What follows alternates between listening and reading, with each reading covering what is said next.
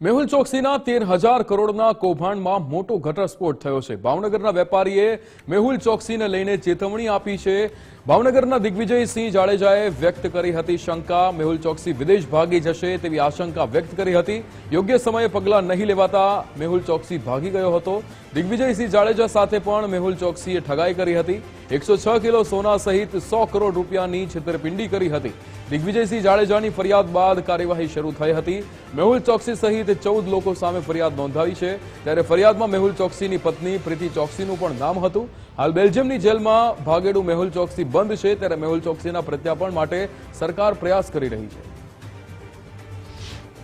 106 kilo સોનું વત્તા 30 કરોડ, જેની આજની બજાર કિંમત 137 કરોડ થઈ જાય। આજે સોનાનો ભાવ 1 લાખને પાર થઈ ગયો છે, એટલે 137 કરોડ આજુબાજુ આની કિંમત થાય એવી એને મારી સાથે ધોખાધડી અને છેતરપિંડી કરેલી, જેની ફરિયાદ મેં 2015ના જાન્યુઆરી માસમાં state CID crime economic offence wing Gandhinagar zone police station Gandhinagar ખાતે દાખલ કરાવેલી। જે ફરિયાદના અનુસંધાને તપાસનીશ અધિકારીને 17 વિટનેસ અને અમુક 164 મુજબના નિવેદનો પ્રાપ્ત થઈ ગયા હોવા છતાં પણ મેહુલ ચોકસીની ધરપકડ ન થઈ, એ પણ એક મોટો તપાસનો વિષય છે। શા કારણસર એની ધરપકડ ન કરવામાં આવી?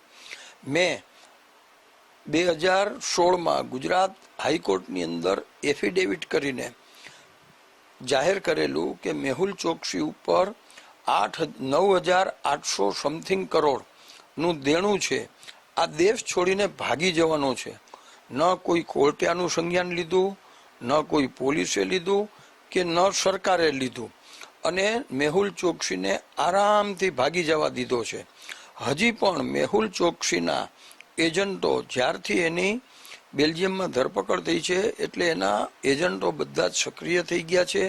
મારી ફરિયાદની તપાસ કરવા માટે સુપ્રીમ કોર્ટે આદેશ આપેલા છે કે તપાસ તાત્કાલિક કરવી, અને મારી તપાસમાં મેહુલ ચોકસી ઉપરાંત આખા હિન્દુસ્તાનની અંદર મારી એક જ ફરિયાદમાં મેહુલ ચોકસી ઉપરાંત એના પત્ની પ્રીતિ ચોકસી પણ આરોપી છે, અને બીજા 12 આરોપી છે। કુલ 14 આરોપી હોવા છતાં આજના દિવસમાં બધા જ પુરાવા છે તપાસનીશ અધિકારી માટે, તપાસનીશ અધિકારીની પાસે, છતાં પણ કોઈની આજના દિવસમાં ધરપકડ નથી કરતા। એ પણ એક મોટો તપાસનો વિષય છે।